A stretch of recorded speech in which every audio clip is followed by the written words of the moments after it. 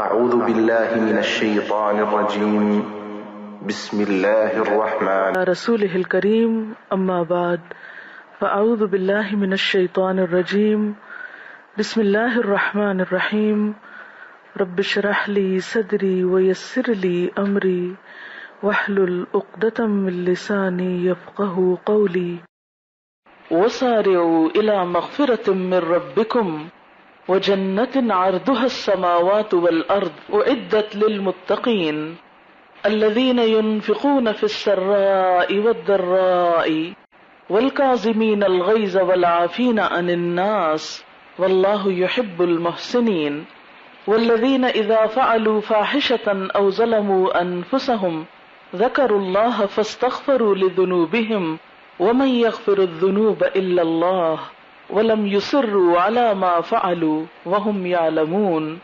أولئك جزاؤهم مغفرة من ربهم وجنات تجري من تحتها الأنهار خالدين فيها ونعم أجر العاملين۔ شروع کرتی ہوں اللہ کے نام سے جو بے انتہا مہربان نہایت رحم فرمانے والا ہے۔ دوڑ کر چلو اس راہ پر جو تمہارے رب کی بخشش اور اس جنت کی طرف جاتی ہے جس کی وسعت زمین و آسمان جیسی ہے، اور وہ ان خدا ترس لوگوں کے لیے مہیا کی گئی ہے جو ہر حال میں اپنے مال خرچ کرتے ہیں، خواہ بدحال ہوں یا خوشحال ہوں، جو غصے کو پی جاتے ہیں اور دوسروں کے قصور معاف کر دیتے ہیں۔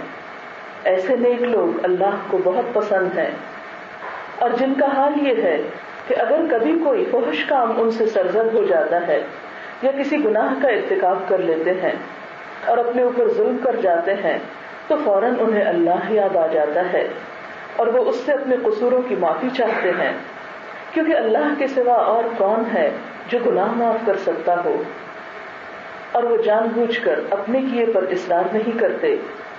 ایسے لوگوں کی جزا ان کے رب کے پاس یہ ہے کہ وہ ان کو معاف کر دے گا اور ایسے باغوں میں انہیں داخل کرے گا جن کے نیچے نہریں بہتی ہوں گی، اور وہ ہمیشہ وہاں رہیں گے۔ کتنا اچھا بدلہ ہے عمل کرنے والوں کے لیے۔ اللہ سبحانہ و تعالی بندوں کو اس دنیا میں رہتے ہوئے ایک بڑے انعام اور ایک بڑی جزا، ایک بڑی منزل اور ایک بڑے مقام کی طرف دعوت دے رہے ہیں۔ انسان اس دنیا میں رہتے ہوئے جب اللہ پر ایمان لاتا ہے تو اس کے لیے صرف دنیا کی نعمتیں نہیں ہوتی، ان نعمتوں میں کئی گنا اضافہ ہو جاتا ہے جنت کی شکل میں، اگر وہ اپنی اس زندگی کو اپنے پروردگار کی مرضی کے مطابق گزارتا ہے۔ عام طور پر ہم یہ سمجھتے ہیں کہ اللہ کی مرضی کے مطابق زندگی بسر کرنا بہت مشکل ہے، حالانکہ اگر دیکھا جائے تو اللہ کی نافرمانی میں بھی مشکلیں کچھ کم نہیں۔ حقیقت یہ ہے کہ اللہ تعالیٰ نے ہمیں بنایا ہے، وہ ہمیں ہم سے زیادہ بہتر طور پر سمجھتا ہے، وہ ہم سے 70 ماؤں سے بڑھ کر پیار کرنے والا ہے، وہ جانتا ہے کہ کون سی چیزیں ہمارے حق میں بہتر ہیں اور کون سی اچھی نہیں ہیں، اور اس نے اپنے حکمت اور علم کے مطابق ہمیں زندگی گزارنے کے بہترین طریقے عطا کیے اور خوبصورت تعلیمات عطا کی جو قرآن پاک کی شکل میں ہمارے سامنے موجود ہیں۔ اسی قرآن عظیم کا یہ حصہ آپ کے سامنے ہے۔ اللہ سبحانہ و تعالیٰ فرما رہے ہیں کہ دوڑ کر چلو اس راہ پر جو تمہارے رب کی بخشش اور جنت کی طرف جاتی ہے، یعنی ایسے کاموں میں جلدی کرو، کوشش کرو، جد و جہد کرو جس کا نتیجہ رب کی رضامندی، گناہوں کی بخشش اور جنت ہو۔ پھر جنت کی تعریف بتائی گئی کہ جنت ہے کتنی، جس کی وسعت زمین و آسمانوں جتنی ہے، یعنی ساری زمین اور آسمان ملا لو تو وہ جنت بنے گی۔ وہ جنت جو وسیع و عریض ہے، لیکن وہ جنت کس کے لیے ہے؟ ان لوگوں کے لیے ہے جو اللہ سے ڈرتے ہیں، جو ہر حال میں اپنے مال خرچ کرتے ہیں، یعنی وہ دوسروں کے ساتھ شیئر کرتے ہیں، خود غرض نہیں، بخل نہیں کرتے، صرف اپنے لیے نہیں جیتے، وہ دوسروں کے لیے بھی جیتے ہیں، جن کے دلوں میں دوسرے انسانوں کی ہمدردی ہے۔ اور ایسا وہ اس وقت نہیں کرتے جب ان کے پاس بہت کچھ ہوتا ہے، وہ اس وقت بھی دوسروں پہ خرچ کرتے ہیں جب ان کے پاس خود اپنے لیے بھی بہت تھوڑا ہوتا ہے۔ جو غصے کو پی جاتے ہیں، جو دوسروں کے قصور معاف کر دیتے ہیں، ایسے نیک لوگ اللہ کو بہت پسند ہیں۔ قرآن پاک میں کئی مقامات پر غصے کی بات آئی، لیکن خاص طور پر یہاں ایک بہت خوبصورت انداز میں بات کی گئی ہے۔ پہلے جنت کا شوق دلایا گیا، پھر مال خرچ کرنے کی یعنی دل کی وسعت کی بات کی گئی، اور پھر اس کے بعد غصے کو پینے کی بات۔ غصہ ایک ایسا جذبہ ہے، ایک ایسا ایکسپیرینس ہے، ایک ایسی کیفیت ہے جس سے ہم میں سے ہر ایک کو گزرنا پڑتا ہے۔ ایک حدیث میں آتا ہے، حضرت ابو ہریرہ رضی اللہ تعالیٰ عنہ سے روایت ہے کہ ایک آدمی نے آپ صلی اللہ علیہ وسلم سے عرض کیا کہ مجھے کوئی نصیحت کیجیے۔ آپ نے فرمایا غصہ نہ کیا کرو۔ اس شخص نے پھر سوال کیا، یا رسول اللہ صلی اللہ علیہ وسلم مجھے کوئی نصیحت کیجیے۔ آپ نے فرمایا غصہ نہ کیا کرو۔ اس نے پھر پوچھا، آپ نے پھر یہی فرمایا غصہ نہ کیا کرو۔ تو اس سے پتہ یہ چلتا ہے کہ اگر غصے کو انسان کنٹرول کر لے اور غصے جیسی آفت سے باہر آ جائے تو اس کی بہت سی مشکلات حل ہو سکتی ہیں۔ اس حدیث سے یہ بات بھی پتہ چلتی ہے کہ غصہ کرنا یا نہ کرنا یہ ہمارے اپنے بس میں ہے۔ اگر بس میں نہ ہوتا تو آپ صلی اللہ علیہ وسلم اس شخص کو یہ نصیحت نہ فرماتے۔ آپ کا بار بار ایک ہی بات کرنا کیا ظاہر کرتا ہے کہ آپ اس شخص کو اس چیز کے لیے کنونس کر رہے تھے کہ وہ غصہ کرنا چھوڑ دے۔ غصہ کیا ہے؟ آپ صلی اللہ علیہ وسلم نے اس کی کیا تعریف فرمائی؟ آپ نے فرمایا غضب سے بچو کیونکہ وہ آگ کی چنگاری ہے جو ابن آدم کے دل میں جلتی ہے۔ ایک آگ تو انگیٹھی میں جلتی ہے نا، چولہے میں جلتی ہے، تنور میں جلتی ہے، اور ایک آگ انسان کے دل میں جلتی ہے، اور وہ کون سی آگ ہے؟ غصے کی آگ، غصے کی چنگاری۔ تم دیکھتے نہیں کہ ایسے شخص کی رگیں پھول جاتی ہیں اور آنکھیں سرخ ہو جاتی ہیں؟ تو یہ سب کچھ دراصل اس آگ کی وجہ سے ہوتا ہے جو انسان کے اندر ہوتی ہے۔ غصہ ایک ایسی کیفیت کا نام ہے جس کا تعلق انسان کے دل یا انسان کی روح سے ہے۔ جس طرح کچھ جسمانی بیماریاں انسان کو کمزور کر دیتی ہیں، انسان کو لاغر کر دیتی ہیں، اور زندگی میں کوئی بھی خوشی باقی نہیں رہتی، انسان زندگی کے مختلف کاموں میں خوشی سے پارٹیسپیٹ نہیں کر سکتا اپنی بیماریوں کی وجہ سے، بالکل اسی طرح غصہ روحانی طور پر انسان کو بہت کمزور کر دیتا ہے، اور غصے سے پھر کئی ایک بیماریاں جنم پاتی ہیں اور انسان کو طرح طرح سے نقصان دیتی ہیں۔ اس لیے اگر ہم اس ایک بیماری پر قابو پا لیں تو اس کے نتیجے میں کئی اور بیماریوں پر قابو پایا جا سکتا ہے۔ یعنی غصہ ایک ایسی چیز ہے کہ جس کا کنٹرول بہت سارے شر کا کنٹرول ہے، بہت ساری نقصان دہ چیزوں سے بچنے کا ایک ذریعہ ہے۔ اللہ تعالیٰ نے جب انسان کو پیدا کیا تو اس میں اچھے اور برے دونوں طرح کے جذبات رکھ دیے۔ قرآن پاک میں اللہ تعالیٰ فرماتے ہیں فَأَلْهَمَهَا فُجُورَهَا وَتَقْوَاهَا، اللہ تعالیٰ نے انسان میں الہام کر دیا، یعنی اس کے دل میں ڈال دیا، اس کے اندر ایک کیفیت رکھ دی، فجور کی بھی اور تقویٰ کی بھی، یعنی خیر بھی ہے اور شر بھی ہے، اور اس سے کوئی انسان خالی نہیں۔ اور انسان کی آزمائش اسی میں ہے، دونوں چیزیں پا کر انسان کرتا کیا ہے، کس قوت کو زیادہ استعمال کرتا ہے، خیر کی قوت کو یا شر کی قوت کو، ہے دونوں ہی۔ اسی لیے اگلی آیت میں فرمایا قد افلح من زکاها وقد خاب من دساها، کامیاب ہوا وہ جس نے اپنے نفس کو پاک کر لیا یعنی برے جذبات سے، وقد خاب، اور وہ تو ناکام ہو گیا، من دساها، جس نے اس کو دبا دیا، اپنے شر کو اپنے اندر ہی رکھا اور اپنے آپ کو اس شر سے پاک نہ کیا۔ غصے کے لیے عربی زبان میں کئی ایک الفاظ استعمال ہوتے ہیں۔ عربی زبان بہت وسیع زبان ہے، اس میں انسان کے مختلف جذبات کے اظہار کے لیے مختلف الفاظ استعمال ہوتے ہیں۔ غصے کے لیے جو لفظ قرآن پاک میں استعمال ہوتے ہیں اس میں ایک سخط ہے، یہ غصے کا پہلا درجہ ہے۔ اس میں محض ایک چیز سے اریٹیٹ ہونا، اسے ناپسند کرنا یا ناراض ہونا ہے، اور یہ ہمیشہ بڑے کا چھوٹے شخص سے یعنی اپنے سے چھوٹے پر ناراضگی کا نام ہے۔ لیکن یہ غصے کا ابتدائی درجہ ہے کہ جس میں انسان چھوٹی سی بات سنتا اور برہم ہو جاتا ہے یا کسی چیز کو ناپسند کرتا ہے اور بات ختم ہو جاتی۔ آگے بات نہیں بڑھتی. دوسرا درجہ غیظ کا ہے، ایسی ناراضگی جو انسان کا دوران خون تیز کر دے، جس سے بی پی ہائی ہونے لگے، اور یہ انسان کا اپنے اوپر بھی ہو سکتا ہے اور دوسروں پر بھی ہو سکتا ہے. اگلا درجہ غضب کا ہے، جب انسان غصے سے بھر کر انتقام پہ اتر آئے اور دوسرے کو تکلیف دینے لگے، اس وقت اس کا نام غضب ہو جاتا ہے، جو سپرلیٹو ڈگری کہہ سکتے ہیں آپ.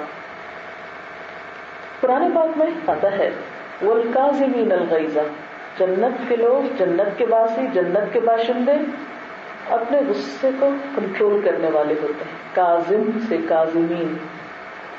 کظمہ کا لفظی مطلب ہوتا ہے باندھنا. یہ بالکل ایسے جیسے پانی کی مشق کا منہ باندھنا یا کسی بھی چیز کو آگے سے ٹائٹ کرنا. مثلاً ہاٹ واٹر بیگ ہوتا ہے تو اس کے اندر ابلتا ہوا پانی ڈالنے کے بعد جب آپ اس کا ڈھکن پوری طرح بند کر دیتے ہیں، ایئر ٹائٹ کر دیتے ہیں، تو اس عمل کو کہتے ہیں کظمہ. اب آپ دیکھیں کہ بوائلنگ واٹر ہوتا ہے اس کے اندر، لیکن جب آپ نے اس کو بند کر دیا تو بے شک آپ اس کو الٹا کر دیں، آپ سیدھا رکھیں الٹا رکھیں، پھینکیں اٹھائیں، وہ پانی آپ کو نقصان نہیں دیتا. بالکل اسی طرح ہر انسان کو غصہ آتا ہے، لیکن جب انسان اپنے غصے کو کنٹرول کر لیتا ہے تو بالکل اس ہاٹ واٹر بیگ کی طرح پھر وہ دوسروں کو نقصان نہیں دیتا، اور بسا اوقات وہ آہستہ آہستہ خود بھی ٹھنڈا ہو جاتا ہے. آپ نے دیکھا ہوگا کہ اس میں بھی پانی تھوڑی دیر کے بعد اپنا ٹیمپریچر لوز کرنے لگتا ہے، پھر ایک وقت آتا ہے کہ بالکل ٹھنڈا ہو جاتا ہے. اللہ تعالیٰ نے قدرت کی ہر چیز کے اندر خود اس کا علاج رکھا. تو اسی طرح کاظمین الغیظ وہ ہوتے ہیں کہ جو اپنے غصے کو کنٹرول کر سکتے ہیں. انسان اور جانور میں فرق یہی. مثلاً آپ دیکھیں کہ کسی جانور کو آپ چھیڑتے ہیں، اسے غصہ آتا ہے تو وہ نہیں جانتا کہ اسے کس طرح کنٹرول کرنا. وہ لازمی طور پر اپنا ری ایکشن ظاہر کرتا ہے. مثلاً اگر آپ کسی بلی کو چھیڑیں تو وہ آگے بڑھ کے پنجہ مارے گی آپ کو. کسی کتے کو تو چھیڑ کے دیکھیں تو کیسے پلٹتا ہے آپ کی طرف. اسی طرح شیر بھیڑیے کو اگر کوئی غصہ دلائے تو وہ اپنا انتقام لے کے چھوڑے گا. اور کچھ جانور تو بہت زیادہ کینہ پرور ہوتے ہیں، وہ جب تک بدلہ نہ لیں بھولتے نہیں ہیں، چھوڑتے نہیں ہیں. کئی سانپوں کے بارے میں آپ نے سنا ہوگا کہ وہ لازماً کاٹ کے دم لیتے ہیں، انسان کہیں بھی پہنچ جائے. اونٹ کے بارے میں آپ نے سنا ہوگا. تو بہرحال جانوروں کا معاملہ تو بے بسی کا معاملہ ہے، لیکن انسان کو اللہ تعالیٰ نے عقل دی اور عقل کا استعمال بھی دیا ہے. اس لیے انسان کو جب غصہ آتا ہے تو وہ اس کو کنٹرول کر سکتا ہے. اور اس کے بارے میں پہلے آپ نے سنا ہوگا کہ بہت سے لوگ یہ کہتے تھے کہ اس شخص کو غصہ ہے اسے کچھ نہ کچھ بولنے دو، اسے غصے کا اظہار کرنے دو، اس طرح اس کا غصہ ٹھنڈا ہو جائے گا. لیکن اب لیٹسٹ ریسرچ کیا کہتی ہے کہ نہیں، صرف غصے کے اظہار سے، یہ غصہ نکالنے کی وجہ سے غصہ ٹھنڈا نہیں ہوتا، بلکہ تجربہ یہ بتاتا ہے کہ جب ایک انسان غصے میں آ کے اپنے غصے کا استعمال شروع کرتا ہے تو اس سے خود بھی زیادہ بھرتا ہے غصہ اپنے اندر، اور دوسرا یہ کہ جس پہ وہ غصہ کر رہا ہوتا ہے، خواہ وہ انسان ہو یا کوئی چیز ہو، پلٹ کر اس کا بھی ری ایکشن سامنے آتا ہے. مثلا آپ بچوں کو بھی کچھ نہیں کہہ سکتے، کچھ کہیں گے تو آپ دیکھیں گے وہ جواب میں چلانے لگیں گے یا بات کرنے لگیں گے، پھر اس کے بعد آپ کو اور غصہ آئے گا. اسی طرح بسا اوقات غصے کے عالم میں ہم کسی چیز کو پٹکتے ہیں تو ٹوٹ جاتی ہے یا خراب ہو جاتی ہے، تو اس پر ہمیں اور غصہ آتا ہے کہ اور زیادہ نقصان ہو گیا ہے، اور زیادہ ریگریٹ کرتے ہیں.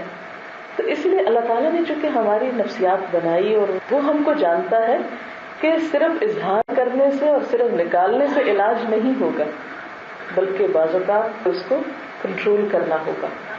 اس کا یہ مطلب نہیں کہ سپریس کریں، غصہ دبانے کو نہیں کہا جا رہا، صرف روکنے کو کہا جا رہا ہے. غصے کا استعمال دوسری طرف موڑ لو. یہ بالکل ایسے ہی ہے کہ جیسے سیلاب آتا ہے جب، تو سیلاب کی تباہی سے بچنے کے لیے آپ کیا کرتے ہیں؟ اور جگہوں پر اس نہر کو یا دریا کو کھول دیتے ہیں تاکہ اس کا پانی دوسری طرف سے نکل جائے اور آپ کو نہیں ڈبوئے. بعض اوقات شہروں کو بچانے کے لیے گاؤں کی طرف ان کا رخ موڑ دیا جاتا ہے، نہروں کا، یا ان کے پل کھول دیے جاتے ہیں جس سے بڑی بستیاں بچ جاتی ہیں اور چھوٹی ڈوب جاتی ہیں. تو یہاں پہ یہ نہیں کہا گیا کہ غصے کو آپ اندر اس طرح ہی دبا کے رکھیں کہ آپ اس سے خود بیمار پڑ جائیں، بلکہ بتایا یہ جاتا ہے کہ غصے کا اظہار مختلف طریقے سے کریں اور خاص طور پر اس کو کنٹرول کرنا سیکھیں، کیونکہ اسی میں انسان کا فائدہ اور بہتری ہے. سوچنے کی بات یہ کہ غصہ کب آتا ہے اور کیوں آتا ہے؟ غصہ آنے کی کئی وجوہات ہو سکتی ہیں. کچھ وجوہات اندرونی ہوتی ہیں، کچھ بیرونی ہوتی ہیں، اور بعض اوقات دونوں جمع بھی ہو جاتی ہیں. مثلا بیرونی اسباب کیا ہوتے ہیں کہ کوئی بھی خلاف توقع یا خلاف مرضی واقعات، ان ایکسپیکٹڈ باتیں جو انسان کی پسند کی نہ ہو، یہ سب چیزیں انسان کو غصے میں مبتلا کر سکتی ہیں. اسی طرح اندرونی اسباب میں یعنی آپ کے اندر کیا وجوہات ہو سکتی ہیں، اس میں مثلا یہ کہ کوئی پچھلا ناخوشگوار واقعہ آپ کو یاد آئے اور اس کے ساتھ کوئی اور بیرونی بھی مل جائے، تو یہ اندرونی اور بیرونی جمع بھی ہو سکتی ہیں. یا یہ ہے کہ صرف اندرونی کوئی بات آپ اپنے دل میں سوچ سوچ کے کڑ رہے ہیں. ماضی کے بعض ناخوشگوار واقعات ایسے ہوتے ہیں کہ وہ تو گزر چکے ہوتے ہیں، لیکن ان کا خیال جب کبھی انسان کو آ جائے تو انسان بے چین ہو اٹھتا ہے، بیٹھے بیٹھے غصے کا شکار ہو سکتا ہے. تو اب ہم دیکھتے ہیں کہ اندرونی اسباب یا ذاتی اسباب کون سے ہوتے ہیں جو انسان کو غصہ دلاتے ہیں. اس میں سب سے پہلا اور بنیادی سبب ہماری اپنی شخصیت کا ڈس آرڈر ہوتا ہے، جس کی ایک بہت بڑی وجہ تکبر ہے. تکبر غصے کا سب سے بڑا اور سب سے اہم اندرونی سبب ہے. تکبر کا کیا مطلب ہے کہ ہم اپنے آپ کو بڑا سمجھیں، اپنی رائے کو زیادہ اہم سمجھیں، اپنی سوچ کو زیادہ بہتر سمجھیں، اپنے طریقہ کار کو زیادہ درست طریقہ سمجھیں. تو جو لوگ جتنا زیادہ خود پسندی کا شکار ہوتے ہیں یا اپنی ذات کی محبت کا شکار ہوتے ہیں یا خود کو بہت اہمیت دیتے ہیں، وہ اتنا ہی زیادہ غصے کا شکار ہوتے ہیں. کیونکہ جب بھی ان کی مرضی کے خلاف کوئی بات ہوتی ہے، جب بھی ان کی بڑائی کو زد پہنچانے والی، ان کی بڑائی کو نقصان دینے والی یا ان کی بڑائی پہ اثر انداز ہونے والی کوئی بھی چیز سامنے آتی ہے تو وہ انہیں غصے میں مبتلا کر دیتی ہے. اسی لیے ہم دیکھتے ہیں کہ عام طور پر ہم اپنے سے چھوٹوں پر غصے کا اظہار کرتے ہیں. اب یہ چھوٹا ہونے سے مراد کیا ہے؟ چھوٹے ہونے میں عمر کا کم ہونا بھی ہو سکتا ہے، مرتبے اور رتبے کا کم ہونا بھی ہو سکتا ہے. مثلا ہمیں عموماً بچوں پہ غصہ زیادہ آتا ہے یا نوکروں پہ زیادہ آتا ہے، یا بعض استاذوں کو شاگردوں پہ بہت آتا ہے کیونکہ وہ رتبے میں ان سے کم ہوتے ہیں. اور پھر یہ کہ بعض اوقات ایسا نہیں کہ صرف چھوٹوں پر آتا ہے، بعض اوقات بڑوں پر بھی آتا ہے، لیکن عموماً ہم بڑوں پر اگر غصہ کریں بھی تو اس کو پی جاتے ہیں یا کنٹرول کر لیتے ہیں، جبکہ چھوٹوں کے معاملے میں ہم غصے کو کنٹرول نہیں کر پاتے، اس کا ہم بلا تکلف اظہار کر دیتے ہیں، بلا جھجک اس کا ذکر کر دیتے ہیں، اس کو ظاہر کر دیتے ہیں. اسی طرح اندرونی اسباب میں ایک اور سبب جو بظاہر نظر نہیں آتا لیکن انسان کے ایسے ماضی سے تعلق رکھتا ہے جو بہت ہی گہرائی میں انسان کے اوپر اثر انداز ہوتا ہے. مثلا بچپن کا کوئی ایسا واقعہ جس نے آپ کو بری طرح اپسٹ کیا ہو، اب وہ یاد، وہ بات، وہ واقعہ آپ بھول گئے، لیکن اس نے آپ کی شخصیت کو اس طرح ڈسٹارٹ کیا کہ وقتاً فوقتاً آپ کا ریئیکشن جو ہے وہ غصے کی شکل میں ہوتا چلا جاتا ہے. اس کو آپ یوں سمجھ سکتے ہیں کہ جیسے بعض اوقات کوئی چیز آپ کی مرضی کے خلاف یا ناخوشگوار ہوتی ہے تو بعض اوقات آپ کو یاد نہیں ہوتی لیکن آپ اریٹیٹ ہو رہے ہوتے ہیں، بار بار غصہ کا اظہار کر رہے ہوتے ہیں لیکن آپ کو یاد نہیں ہوتا. مثلاً آپ بھوکے ہیں، اب آپ کو یاد نہیں کہ آپ بھوکے ہیں، آپ اپنے کاموں میں مصروف ہیں، لیکن جو کام آپ کر رہے ہیں اس میں آپ کیا کریں گے؟ آرام سے یا پیسفلی نہیں کریں گے، اس میں بار بار آپ غصے کا اظہار کریں گے. یا مثلاً آپ کو گرمی بہت لگی ہے تو اب آپ کو یہ نہیں پتا چل رہا کہ گرمی کی وجہ سے آپ کے ساتھ ایسا ہو رہا ہے، لیکن وہ ایک سبب ہے جو آپ کے اوپر اثر انداز ہوا ہے، یہ وقتی سبب ہے جو آپ کو غصہ دلا رہا ہے.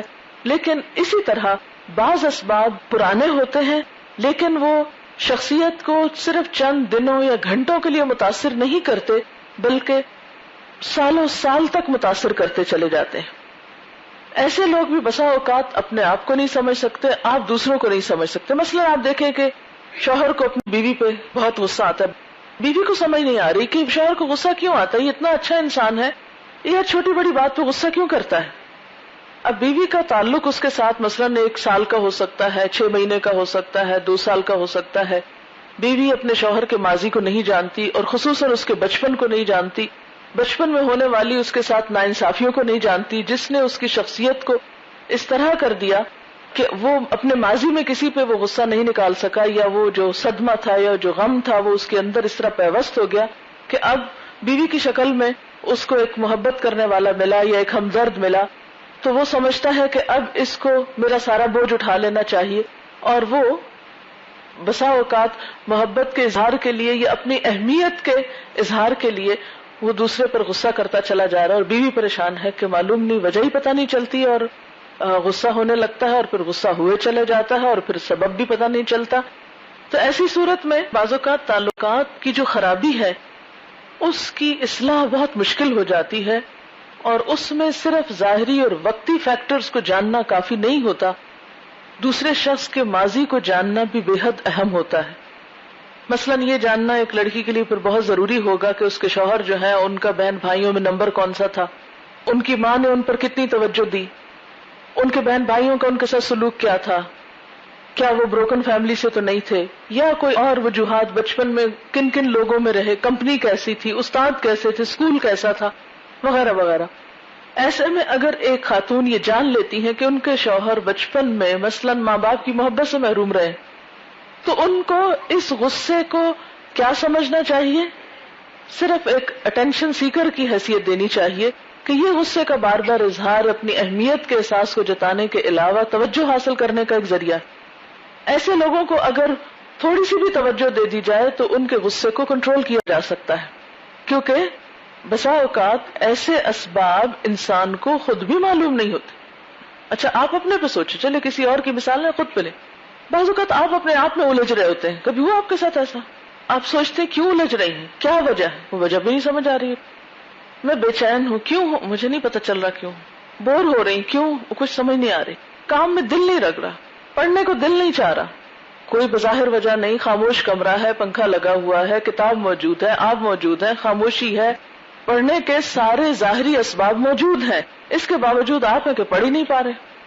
تو جب کبھی کوئی ظاہری سبب ایسا نظر نہ آئے غصے کا کہ کوئی وجہ ہی نہیں، کیونکہ انسانی تعلقات میں یہ جاننا بہت ضروری ہے کہ دوسرا شخص غصہ کر کیوں رہا ہے.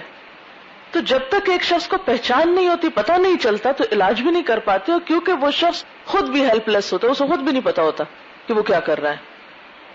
غصے کے اندرونی اور ذاتی اسباب بسا اوقات obvious ہوتے ہیں، ظاہر ہوتے ہیں، بعض اوقات نظروں سے اوجھل ہوتے ہیں، اور بعض اوقات موروثی ہوتے ہیں. موروثی کا کیا مطلب ہے؟ جینیٹک ہوتے ہیں یا جسمانی ہوتے ہیں، یعنی فیزیولوجیکل ہوتے ہیں. اسی وجہ سے ہم دیکھتے ہیں کہ بعض چھوٹے چھوٹے بچے غصے میں لال پیلے ہو رہے ہوتے ہیں، حالانکہ اسی ایج کے دوسرے بچے بہت کام اینڈ کوائٹ ہوتے ہیں. اگر آپ کو بچوں کے اسکول میں پڑھانے کا یا مختلف بچوں کے ساتھ ڈیل کرنے کا اتفاق ہوا تو آپ دیکھیں گے کہ بعض بچوں کے ساتھ آپ بات کرتے ہیں تو وہ بہت آرام سے آپ کو جواب دیتے ہیں، بعض بچوں سے آپ تھوڑی سی بات کرتے ہیں وہ ایک دم غصے میں آ جاتے ہیں. تو ابھی تو وہ 5 سال کا بچہ ہے یا 3 سال کا یا 4 سال کا، آپ سوچتے ہیں ابھی تو اس کی زندگی میں اتنی ہارڈ شپس نہیں آئی، اس کو کیا چیز اریٹیٹ کر رہی ہے. تو ایسے موقع پر یہ جان لیجئے کہ اس کی کچھ خاندانی یا موروثی یا جینیٹک کیفیات ہیں، کیونکہ غصہ بھی بیماری کی ایک کیفیت ہے نا، ایک روحانی بیماری کی طرح ہے. تو جس طرح جسمانی بیماریاں بسا اوقات خاندانی اور موروثی ہوتی ہیں، اسی طرح روحانی بیماریوں میں بھی کچھ چیزیں جو ہیں وہ اوپر سے چلی آ رہی ہوتی ہیں. تو ان اسباب کو سمجھنا بھی بہت ضروری ہوتا ہے. یعنی جہاں بھی کسی کا بیہیویئر جو ہے وہ اب نارمل ہے، وہاں اس چیز کو مد نظر رکھنا جو ہے وہ انتہائی ضروری ہے. بعض اوقات ایسا ہوتا ہے کہ ایک انسان کے عمر کی کچھ سٹیجز ایسی ہوتی ہیں کہ جب اس کے جسم میں ہارمونل چینجز آ رہے ہوتے ہیں یا جسم کے کچھ کیمیکلز کا اعتدال بگڑتا ہے تو اس سے بھی غصہ آتا ہے. مثلا آپ دیکھیں کہ چھوٹے بچوں کی نسبت ٹین ایجرز جو ہوتے ہیں وہ بہت زیادہ غصہ کرتے ہیں اور انتہا تک کرتے ہیں. بعض اوقات سوئسائڈ کی دھمکیاں دینے لگتے ہیں، خودکشی تک کی باتیں کر رہے ہوتے ہیں. بعض کو چھوٹی چھوٹی باتوں پہ دروازے پٹک رہے ہیں، چیخ رہے ہیں، چلا رہے ہیں، پاؤں پٹک رہے ہیں، شیشے توڑ رہے ہیں، معلوم نہیں کیا کچھ کر رہے ہیں. جن بچوں کو بچپن میں توجہ یا محبت یا کیئر یا اٹینشن نہیں ملتی، پھر وہ انسیکیور فیل کرتے ہیں تو وہ فوراً ریزسٹ کرتے ہیں. ان کے لکس میں بھی ایک غصہ ہوتا ہے، ان کے ایکشنز میں، ان کی ہر چیز میں. میڈیا بھی بعض اوقات تشدد کو فروغ دیتا ہے. ایسے پروگرامز جن میں مار کٹائی وغیرہ ہوتے ہیں یا دوسروں پر ظلم اور زیادتی، یا ایسی ویڈیو گیمز وغیرہ یا فلمیں بچوں کو تشدد پسند بنا دیتی ہیں، یا صرف بچوں کو نہیں بڑوں کو بھی. جہاں ماں باپ کی تربیت کا ایک فیکٹر ہے، یعنی اس میں کوئی کمی بیشی ہے، وہاں ایک بہت بڑا سبب جسمانی تبدیلیوں کا ہونا بھی ہے. کیونکہ ابھی جسمانی طور پر وہ سٹیبل نہیں ہے، مسلسل گروتھ ہو رہی ہے ان کے اندر فزیولوجیکل چینجز آ رہے ہیں، جس کی وجہ سے وہ اب نارمل طریقے سے بہیو کرتے ہیں. عام طور پر ماؤں کو اندازہ نہیں ہوتا، اور افسوس کے ساتھ یہ کہنا پڑتا ہے کہ ہمارے معاشرے میں ماؤں کی عموماً تعلیم اور تربیت کا ایسا اہتمام نہیں کہ وہ ان ساری چیزوں کو پہچان سکیں. لہٰذا وہ بچے کی ایسی کیفیات کو نہیں سمجھتی، وہ اس کا علاج مار پیٹ سے یا ڈانٹ ڈپٹ سے یا غصے کے جواب میں غصے کے ساتھ کرنا چاہتے ہیں. اس کا نتیجہ کیا نکلتا ہے کہ وہ کیس اور بگڑنا شروع ہو جاتا ہے اور بالکل ہاتھ سے نکل جاتا ہے. تو اس لیے ایسی عمر کے بچوں کے ساتھ خصوصی برتاؤ کی ضرورت ہے. اسی طرح خواتین میں ایک اور مسئلہ بھی ہے. ریسرچ سے یہ بات ثابت ہوتی ہے کہ 90% خواتین حیض سے پہلے یعنی پیریڈ سے پہلے چڑچڑے پن کی شکایت کرتی ہیں. ایک جیل میں 50% عورتیں ایسی پائی گئیں کہ جنہوں نے جرائم یا تو پیریڈز کے دنوں میں کیے یا اس سے پہلے کیے. تو وہ ایک جسمانی تبدیلی کے دن ہوتے ہیں. آپ دیکھیں کہ قرآن پاک میں کیا آتا ہے، یسألونک عن المحیض قل هو اذی. یہ آپ سے حیض کے بارے میں پوچھتے ہیں، آپ کہہ دیجئے کہ وہ تو اذی ہے. تو اذی کا ایک معنی ہے اذیت، تکلیف دہ حالت، اور دوسرا معنی گندگی، نجاست. تو اب یہ جو اذی ہے جسمانی طور پر بھی ایک اذی کا سبب ہوتا ہے یہ سب وقت، اور روحانی طور پر بھی انسان ایک اذیت سے گزر رہا ہوتا ہے. تو نارمل حالات میں ایک انسان کا ریئیکشن جو بہت اعتدال پر مبنی ہوتا ہے، عام طور پر ان دنوں میں اس میں اضافہ ہو جاتا ہے. پھر ایک اور سٹیج آتی ہے خصوصاً خواتین میں، جس کو مینوپاز کی سٹیج کہہ سکتے ہیں، سن یاس کی، جب خواتین کے پیریڈز ختم ہونے لگتے ہیں. عمر کے اس دور میں آپ یوں سمجھے جیسے مڈ 40s ہے، یعنی 40 سال کے بعد کی عمر میں تھوڑی تھوڑی علامتیں ظاہر ہونے لگتی ہیں. لیٹ 40s میں زیادہ ہو جاتی ہیں، اور پھر یہ پرسن ٹو پرسن ڈیفر بھی کرتی ہیں. کچھ لوگوں میں زیادہ ایسی چینجز ہوتی ہیں، کچھ میں کم ہوتی ہیں، لیکن اس ایج میں بھی خواتین بہت زیادہ غصے کا شکار ہوتی ہیں. اسی لیے آپ نے دیکھا ہوگا کہ عام طور پر مائیں جب اپنے بچوں کی شادیاں کرنے لگتی ہیں، مثلا اگر ایک عورت کی شادی 18-20 سال کی عمر میں، جیسے ہمارے عام طور پر رواج ہے، 20 سال کی لڑکی ہوئی تو شادی کی فکر ہوتی ہے، چلے 21-22 میں اس کا بچہ پیدا ہوا، 20-22 سال گزرے تو ان کے بچے کی شادی کا وقت آ گیا. اب کیا ہوتا ہے کہ جو ہی بہو گھر میں آتی ہے، وہ ایک نوجوان لڑکی آئی ہے، ظاہر ہے کہ سب کی توجہ اس کی طرف ہے، بیٹے کی توجہ اپنی بیوی کی طرف ہے. وہ عمر کے ایسے حصے میں آ گئی ہیں کہ جہاں وہ اپنی جوانی کے ڈھلنے کے غم کا شکار ہے مثلا. اب ایسے میں ان کو توجہ چاہیے اور توجہ ساری کسی اور کی طرف چلی گئی ہے. اب ساس بہو کا جھگڑا شروع ہو گیا. اچھا، ساس بعض اوقات بڑی پڑھی لکھی سمجھدار اور یہ سب کچھ نہیں کرنا چاہتی، لیکن وہ اپنی حالت سے مجبور ہوتی. اس کے اپنے اندر جسمانی طور پر ایسی تبدیلیاں آ رہی ہوتی ہیں کہ جس میں وہ کوپ نہیں کر پاتی. ایسے میں نوجوان لڑکیوں کو یہ چاہیے کہ وہ ساس کی ایسی عمر میں جب ابھی اس کا بڑھاپا مکمل نہ ہوا ہو، کیونکہ جب پورا بڑھاپا آ جاتا ہے نا تو پھر بھی ایک تحمل مزاجی اور ایک ہمبلنس آ جاتی ہے. لیکن یہ جو درمیان کا عرصہ ہوتا ہے، ادھر بہو کی نئی نئی شادی ہوتی ہے، ادھر وہ اس مشکل میں گرفتار ہوتی ہے، تو کلیشز پھر بہت بڑھ جاتے ہیں، تعلقات میں بڑی خرابی ہونے لگتی، مشکلیں پیش آنے لگتی ہیں. تو اگر انسان تھوڑی سی ان کی بیک گراؤنڈ یا پس منظر کو سمجھتا ہو تو پھر حوصلے اور ہمت کے ساتھ ان چیلنجز کا مقابلہ کیا جا سکتا ہے. پھر اسی طرح جب انسان کی بنیادی ضروریات پوری نہ ہو، مثلا شدید بھوک کی حالت میں، عام حالات میں اگر کوئی آپ سے کچھ مانگے یا پوچھے تو آپ اچھے طریقے سے جواب دیں گے، ہاں ہے، نہیں ہے. آپ کو شدید بھوک لگی اور کوئی آپ سے پوچھے وہ ذرا چابیاں ڈھونڈ لاؤ. مثلا آپ کھانا کھانے کے لیے بیٹھے ہیں، اتنے میں آپ کے بھائی باہر سے آتے ہیں، کہتے ہیں وہ ذرا مجھے چابیاں تلاش کر کے دو. اس وقت آپ دیکھیں گے کہ جواب کیا ہوگا آپ کا کہ مجھے بھوک لگی اور تمہیں چابیوں کی سوچی، جاؤ خود ڈھونڈو، میں نہیں کر سکتی. آج کے بعد مجھے نہ یہ کہنا. اگر آپ پیٹ بھر کے بیٹھے ہوتے تو آپ آرام سے اٹھ کے جا کے دوسرے کی مدد کر دیتے. اسی طرح بعض اوقات نیند کی کمی ہوتی. آپ کا امتحان تھا، آپ ساری رات جاگتے رہے، بڑی مشکل سے پرچہ دے کے گھر لوٹے یہ سوچ کے کہ جاتے ہی سو جاؤں گی، اتنے مہمان آ گئے. اب کچن میں آپ گئے، برتن پٹک رہے ہیں، ان کو بھی ابھی آنا تھا، مجھے اتنی سخت نیند آئی ہے، مجھ سے نہیں اب کھانا بنتا، میں کچھ نہیں آفر کر سکتی، جاؤ جو کوئی اور کر لے. اور اگر آپ سو کے اٹھے ہوتے، ناشتہ کر چکے ہوتے، اتنے میں کوئی آتا تو آپ گلے لگا کے ملتے. تو فرق ہو جاتا نا سچویشن سے سچویشن میں.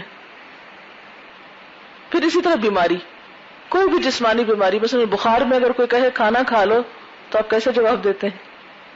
آپ کو سر درد ہو اور کوئی آپ سے کوئی کام کہہ دے یہ سبق پڑھا دو مجھے، آپ کا جواب اور آپ کی کیفیت اور آپ کا ری ایکشن بالکل مختلف ہوگا.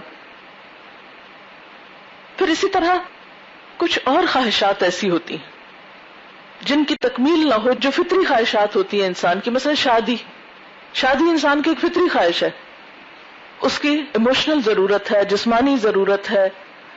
اللہ تعالیٰ نے ایک نظام ایسا رکھا ہے کہ ہر انسان کے اندر اس چیز کا ایک انسینٹیو رکھ دیا.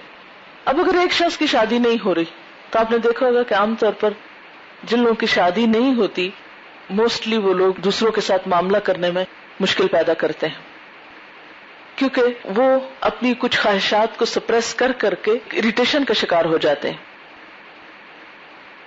پھر اسی طرح کچھ لوگوں نے اپنی زندگی میں اپنے لیے کچھ اصول، کچھ معیار، کچھ ایک اپنا خاص لائف سٹائل، ایک سیٹ اپ قائم کر کے رکھا ہوتا ہے. یہ میری ٹیریٹری ہے، مجھے اس طرح جینا ہے. جب کوئی شخص اس کے مطابق ان سے معاملہ نہیں کرتا، اس میں ذرا مداخلت کرتا، وہ غصے کا شکار ہو جاتے ہیں. مثال کے طور پر شادی کے بعد لوگوں کو بڑی مشکل ہوتی. شادی سے پہلے جیسے کچھ لڑکیاں ہیں وہ خاص سٹائل میں سونا، جاگنا، لوگوں سے ملنا نہ ملنا، بہت سی چیزوں میں اب ان کی اپنی ایک مرضی ہوتی. شادی کے بعد وہ ساری مرضی یکسر ختم کرنی پڑتی. آپ اپنی مرضی سے سو نہیں سکتے.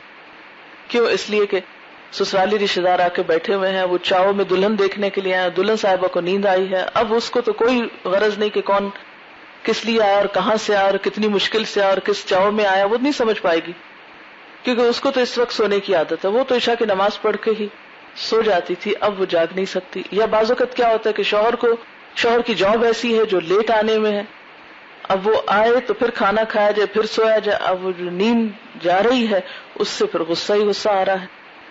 بعض اوقات ایسا ہوتا ہے کہ آپ کو صبح جلدی اٹھنا پڑتا ہے. کچھ گھروں کے طریقے ایسے ہوتے ہیں. میں ایک ایسی فیملی کو جانتی ہوں کہ جن کے پاس دنیا کی ہر نعمت ہے، لڑکا بھی بہت اچھا ہے، بہت آئیڈیل گھرانہ ہے، لیکن لڑکی وہاں ایڈجسٹ نہیں کر رہی. وجوہات کیا ہے کہ اس گھر کا طریقہ یہ ہے کہ ارلی مارننگ کو سب فیملی جو ہے وہ ناشتے پہ اکٹھی ہو. اس بچی کو عادت نہیں ہے سویرے اٹھنے کی. اس کے لیے یہ دنیا کا مشکل ترین کام ہے کہ وہ ناشتے میں بیٹھے کمپنی دے.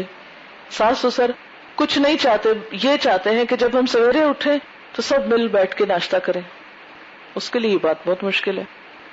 آپ کو پتا ہے کہ بعض لوگ صرف اس بات پہ طلاقیں دے ڈالتے ہیں کہ اس لڑکی کو چمچ ہلانا نہیں آتا، یہ یوں ہلاتی ہے یوں نہیں ہلاتی، یہ شور کر کے چمچ پھیرتی ہے، یا یہ ہے کہ برتن کو صحیح نہیں رکھتی، یہ دروازہ ٹھیک بند نہیں کرنا آتا، اس کو چلنا نہیں آتا. چھوٹی چھوٹی باتیں.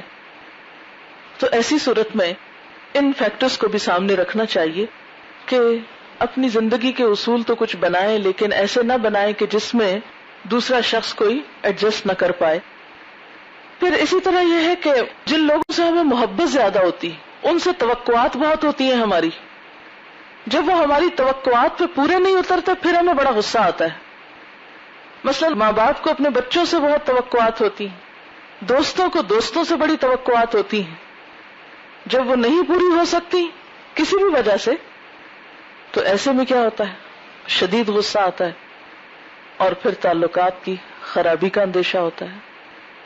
بعض اوقات آپ نے دیکھا ہوگا بچوں اور والدین میں سال ہر سال ملاقات نہیں ہوتی، ایک دوسرے کی شکل نہیں دیکھنا چاہتے، شوہر بیوی آپس میں ایک دوسرے کی شکل نہیں دیکھنا چاہتے، اسی طرح دوستوں کو گوا بیٹھتے ہیں کہ توقعات پہ پورے نہیں اترے. پھر اسی طرح یہ ہے کہ بعض اوقات ہم کسی خاص ذہنی پریشانی یا دباؤ کا شکار ہوتے ہیں. بعض لوگوں کی کوئی فائنینشیل ریزنز ہوتی ہیں، مثلا بزنس میں لاس ہو گیا، جاب چلی گئی، کوئی عہدہ چھن گیا، کوئی اور ایسا ہی ذہنی پریشر آ گیا. اب آپ دیکھیں کہ ان ساری سچویشنز میں اگرچہ یہ اسباب موجود ہیں، لیکن جب ہم ریئیکشن میں انتہا سے بڑھ جاتے ہیں تو پھر ہمیں ایک شدید قسم کی گلٹ پریشان کرتی ہے، وہ اور زیادہ ہمارے نقصان دہ ہوتی ہے. پھر اسی طرح یہ کہ بعض غذائیں بھی انسان کے اوپر اثر انداز ہوتی ہیں. مثلا جو لوگ مرچیں زیادہ کھاتے ہیں ان کے مزاج ایک خاص طرح کے ہوتے ہیں، جو لوگ پھیکے کھانے کھاتے ہیں ان کے مزاج ذرا مختلف ہوتے ہیں. مثلا جو لوگ شراب نوشی کرتے ہیں ان کی عادات مختلف ہوتی ہیں. اور نشے کی حالت میں آپ نے دیکھا ہوگا کہ بہت سے لوگ اچھے بھلے بھی حد سے گزر جاتے ہیں، کیونکہ بعض کھانے جو ہیں وہ انسان کے خون میں ایک خاص طرح کا تیزی اور اشتعال پیدا کرتے ہیں. اسی طرح جو ہمارے ہاں فاسٹ فوڈ کلچر ہے تو اس سے کیا ہے کہ ہماری عادات پر بھی اثر پڑا ہے. ہم ہر چیز میں تیزی چاہتے ہیں، ہر چیز میں جلدی چاہتے ہیں، ہر چیز کو فوراً ہوتے دیکھنا چاہتے ہیں. اسی طرح بعض ریسرچز سے یہ بات بھی پتہ چلتی کہ خاص قسم کے فوڈز جو ہیں وہ بچوں کو ہائپر ایکٹیو کر دیتی ہیں، اس لیے وہ چھوٹی چھوٹی باتوں پہ بہت چیختے چلاتے ہیں، بہت ہنگامہ خیز ہوتے ہیں، اچھی بلی باتوں کے جواب میں وہ غصے سے پیش آتے ہیں. اچھا، اسی طرح یہ کہ جو ڈرنک کرنے والے لوگ ہوتے ہیں ان کے موڈ میں سٹیبلٹی نہیں ہوتی، ان میں بہت چینجز ہوتے ہیں. اس کے ساتھ ساتھ یہ ہے کہ کچھ اسباب بیرونی بھی ہوتے ہیں یا خارجی اسباب. خارجی اسباب کیا ہیں؟ ماحول کا بھی انسان کے جذبات پہ اثر پڑتا ہے، غصہ آنے میں مددگار ہوتا ہے. مثلا بعض گھروں میں ہر وقت ایک غصے کا ماحول رہتا ہے، ہر شخص موڈ آف کیے ہوئے نظر آئے گا آپ کو. بعض گھروں میں چیخنے چلانے کی بہت عادت ہوتی ہے، تو جو بچہ بچپن سے بڑوں کو چیختے چلاتے دیکھتا ہے وہ پھر انکانشیسلی وہ ہیبٹ لے کر بڑا ہوگا، وہ اسی طرح کی عادت کے ساتھ پروان چڑھے گا. مثلا اگر گھر میں نفرت کا ماحول ہے تو وہ بھی نفرت لے کے بڑا ہوگا. تو خاندان، دوست اور ماحول جو ہیں وہ ہماری شخصیت پر اثر انداز ہوتے ہیں. بالکل ایسے ہی جیسے ایک پودا جو ہے اگر آپ اس کو روشنی میں رکھیں تو اس کی لک کچھ اور ہوگی، اندھیرے میں رکھیں تو اچھا بھلا پودا بھی مرجھا جائے گا. تو اگر ہم ایک اچھے ماحول میں رہتے ہوں تو ہمارا رویہ کچھ اور ہوگا، اگر ہم خراب ماحول میں ہوں گے تو ہمارے رویے پر بھی اس کا اثر ہوگا. تو بہرحال بیرونی اسباب یا ماحول انسان کے اوپر اثر انداز ہوتا ہے. پھر اسی طرح بعض معاشرے جو ہیں ان کی ایک خاص نفسیات ہے. مثلا برطانوی معاشرے کی اپنی نفسیات ہے، امریکی معاشرے کی اپنی نفسیات ہے. پھر اسی طرح یہ ہے کہ معاشرتی اقدار جو ہیں وہ بھی ایک سبب ہے غصہ دلانے کا. مثال کے طور پر ہمارے معاشرے میں لڑکوں کو جس طرح پالا جاتا ہے اس بنا پر لڑکے لڑکیوں کی نسبت زیادہ تشدد پسند ہوتے ہیں، ان میں مار پیٹ اور غصے کا اظہار زیادہ پایا جاتا ہے بنسبت لڑکیوں کے. ان پر تشدد بھی لڑکیوں سے زیادہ ہوتا ہے، انہیں سزائیں بھی زیادہ ملتی ہیں، کیونکہ ہمارے ہاں لڑکوں کو تشدد پسند ہونے پہ حوصلہ افزائی کرتے ہیں، انکریج کرتے ہیں نا. اس لیے بچپن سے ان کا ذہن ایسے بنایا جاتا ہے کہ وہ تشدد پسند ہو، ان کے غصے کے اظہار کو ایک نارمل بات سمجھا جاتا ہے. لہذا ان کو بھی اپنی مردانگی ظاہر کرنے کے لیے غصے کا جا بجا اظہار کرنا پڑتا ہے. نہیں بھی غصہ ہے تو غصہ دلا کے بات کرنی پڑتی. پھر کچھ ہمارے جو معاشرتی اقدار ہیں ان سے بھی ہمارے مزاج پہ اثر پڑا ہے. مثلا میڈیا کا جو کردار ہے اس کے ذریعے بھی تشدد عام ہوا ہے. مثلا بعض ویڈیو گیمز ایسی بنائی گئی ہیں، ایسے کارٹونز ہیں، ایسی فلمیں ہیں، تشدد اور غصہ بڑھ جاتا ہے جن کو دیکھ کر. پھر زندگی کی تیزی اور زندگی کے جو مختلف طرح کے دباؤ ہیں ان کا شکار ہونے کی وجہ سے قوت برداشت بہت کم ہو گئی. فیکٹرز جو بھی ہوں لیکن اگر ہم ان کو برداشت کر جائیں تو اثر انداز نہیں ہونے پاتے. لیکن اگر ہمارے اندر قوت برداشت کم ہو تو ہر چیز ہم کو غصہ دلا دے گی. پھر اسی طرح ایک وجہ بچوں کو اچھی تربیت کی کمی ہے. بہت سی مائیں بچوں کو کھانا کھانا تو سکھاتی ہیں، کیسے بیٹھو، سیدھے بیٹھو، دائیں ہاتھ سے کھاؤ، سانس لے کے پانی پیو وغیرہ وغیرہ، چھری کانٹے کا استعمال تو سکھائیں گی، لیکن اپنے جذبات کا اظہار کیسے کرنا ہے یہ نہیں سکھائیں گی. بعض بچوں کو دیکھا گیا وہ ہر بات رو کے کرتے ہیں، ہر بات میں شکایت کرتے ہیں، ماں باپ ان کو کبھی منع نہیں کرتے. بعض لوگ چھوٹی چھوٹی باتوں میں شکایتی رویہ رکھتے ہیں، ان کو گرمی لگی تو انہوں نے شکایت کی، ان کو سردی لگی تو وہ شکایت کر رہے ہیں، ان کو کسی نے کچھ کہا تو وہ شکایت کر رہے ہیں، آج ٹیچر نے یوں کہا ہے تو اس پہ شکایت ہو رہی ہے، آج دوست نے یہ کہا اس پہ شکایت. اور ماں بس ایک شکایتیں سننے کا آلہ بن کے رہ جاتی، اور شکایتیں سن کے کبھی بچے کو نہیں بتائے گی کہ تمہارا کیا قصور ہے. وہ اس کو اور تھپکی دے دے گی اور سینے سے لگائے گی، ہاں میرا بچہ پیارا، اس کو تو ساری دنیا ستاتی ہے. تو یہ طریقہ ٹھیک نہیں ہے. اس طریقے سے ہم اس کو آلہ کار بنا دیتے ہیں کہ دوسرے جیسے چاہے اسے ٹریٹ کریں، یعنی اس کا ریموٹ کنٹرول دوسروں کے ہاتھ میں ہے، جس نے جہاں سے چاہا چینل بدل دیا، کبھی کسی طرح دوسرے کو پریشان کیا.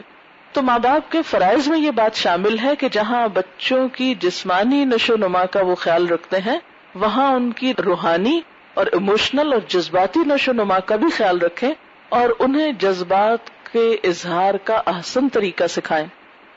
یعنی اس کی بھی ٹریننگ کی ضرورت ہے کہ غصے کا اظہار کیسے کرنا ہے، خوشی کا کیسے کرنا ہے، غم کا کیسے کرنا ہے. غصے کا اظہار مختلف طریقوں سے ہوتا ہے، مثلا چیخنا، چلانا، چیزیں پھینکنا، دروازے پٹکنا، مارنا، گالی گلوچ وغیرہ. ہمارے ہاں ہر چیز کا اظہار چیخ چلا کے کیا جاتا ہے. مثلا خوشی کا اظہار ہے چیخ کر، بعض اوقات کود کر. تو مجھے سمجھ میں نہیں آتا کہ محبت کا اظہار، خوشی کا اظہار، غم کا اظہار، ہر چیز میں چیخنا چلانا کس لیے، ہر چیز میں اچھل کود کس لیے. تجربے سے یہ بات پتہ چلی ہے کہ 75% اوقات میں جب عورتیں روتی ہیں تو دراصل وہ غصے کا اظہار کر رہی ہوتی ہیں.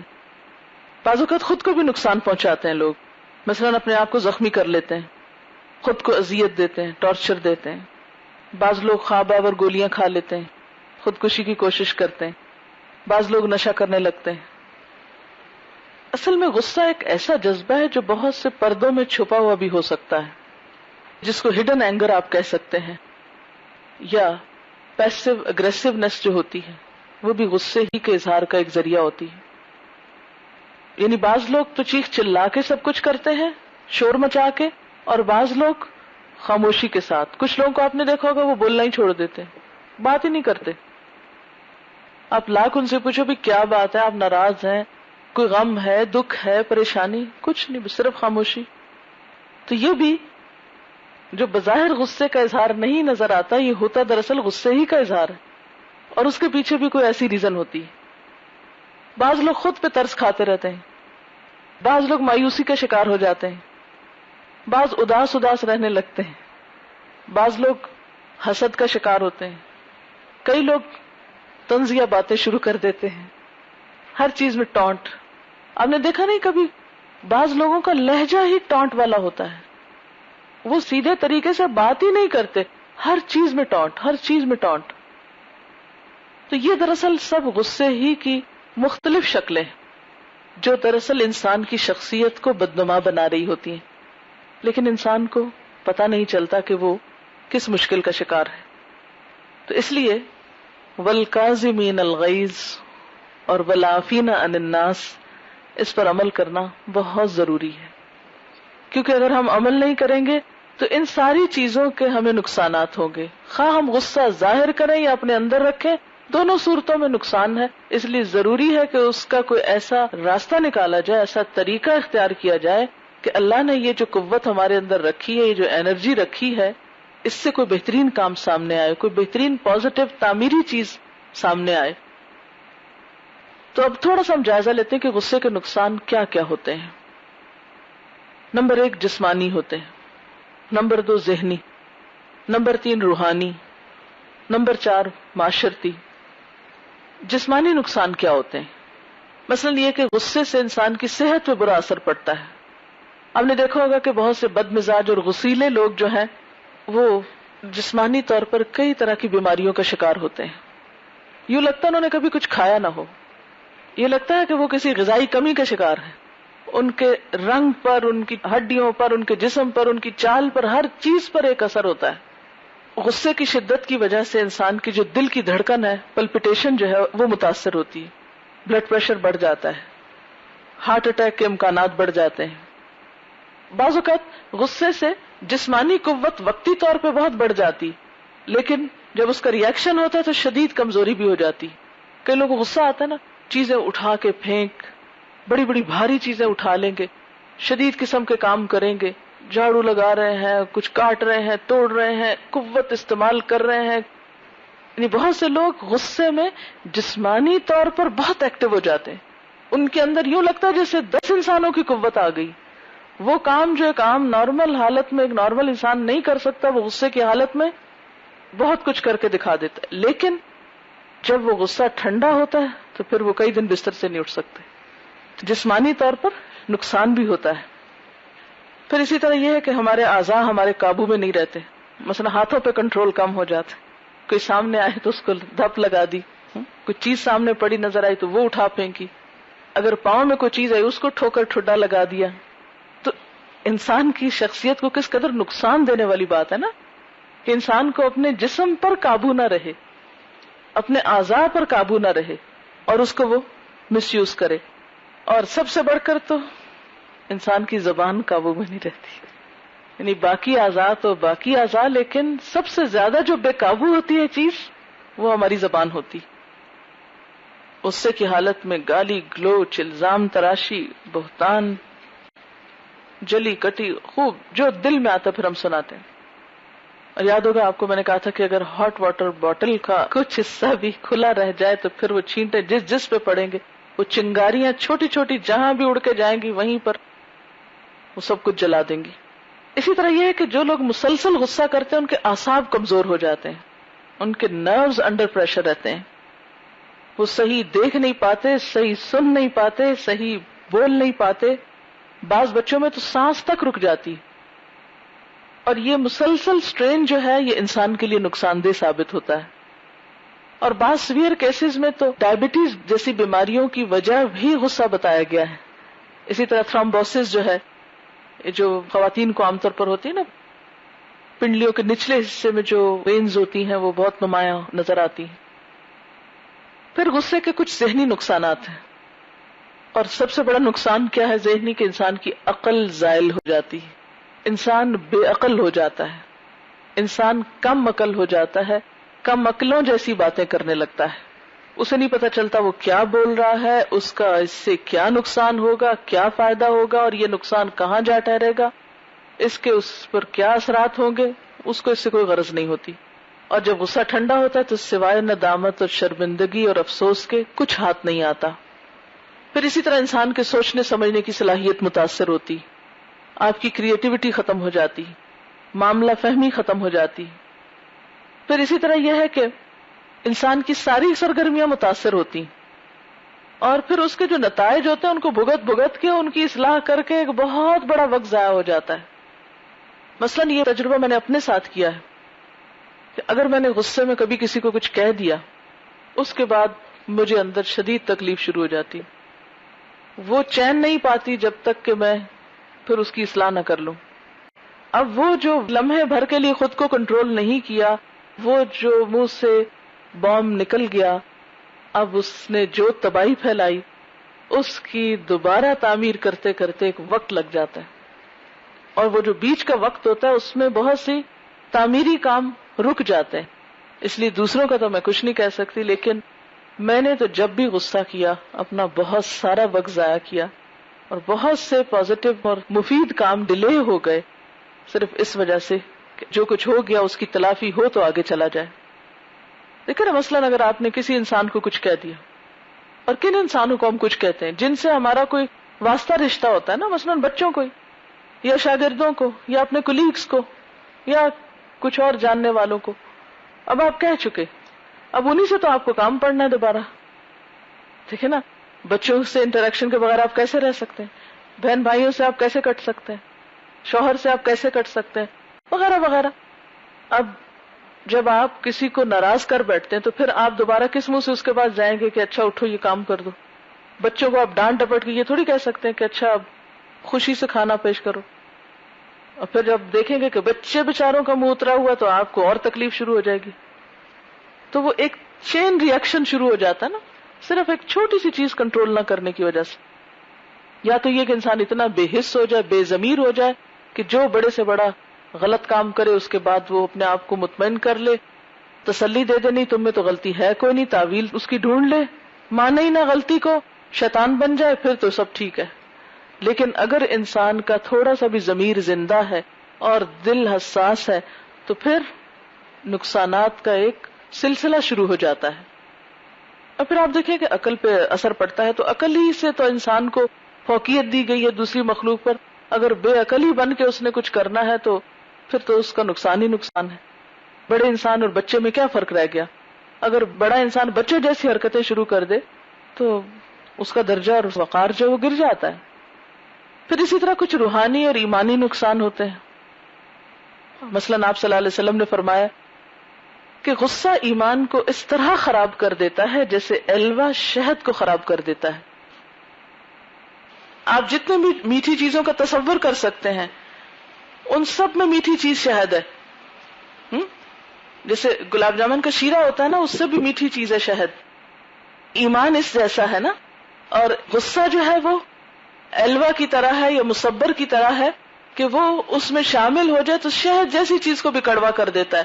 تو یہ ایمان کو اسی طرح خراب کر کے رکھ دیتا ہے، نقصان اس کا کر کے رکھ دیتا ہے، بگاڑ کر رکھ دیتا ہے.